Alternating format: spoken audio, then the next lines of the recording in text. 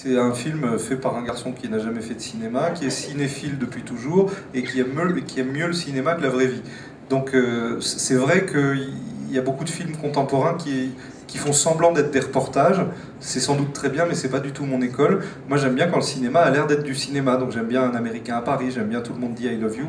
Donc j'aime bien que ça ait l'air faux. C'est-à-dire quand on va filmer Notre-Dame de Paris, on met 200 kilos d'éclairage en dessous pour que ça ait l'air faux.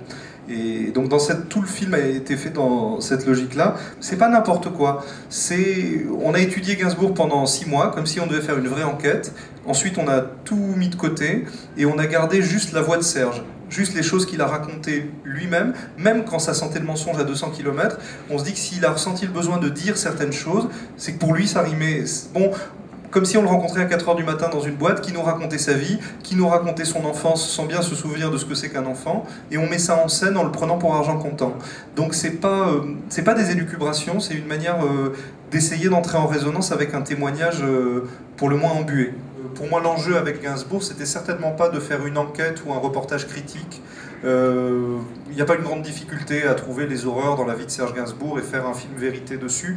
Le nombre de films sur les comédiens ou les chanteurs que la célébrité a rendus alcooliques et violents, moi, c'est les films qui m'ennuient le plus. J'ai voulu faire un film de rêverie triste, où on montre le monde merveilleux de l'enfance et la lente descente vers le réel, et sans doute que le film finit de manière pas très joyeuse.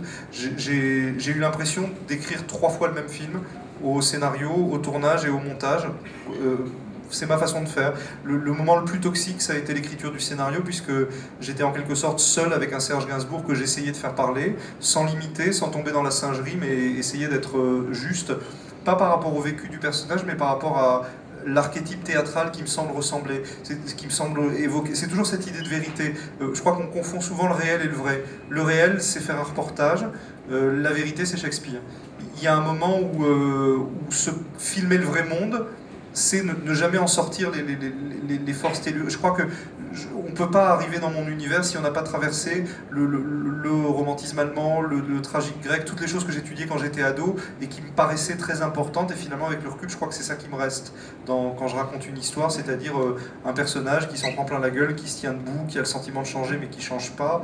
Là où je suis probablement très très peu américain, c'est que dans les récits américains que j'admire énormément, la fiction est un alicament, c'est-à-dire que le personnage va mal, il règle un conflit et à la fin de l'histoire, il est transfiguré, il va mieux. Moi, j'adore les héros qui vont jamais mieux, qui restent tout le temps les mêmes, qui sont tête dure, qui ne se résolvent à rien, et tout change sauf eux finalement. Et sur Gainsbourg, j'ai pas fait des grandes découvertes parce que je le connaissais depuis toujours. J'ai juste essayé de construire une rêverie.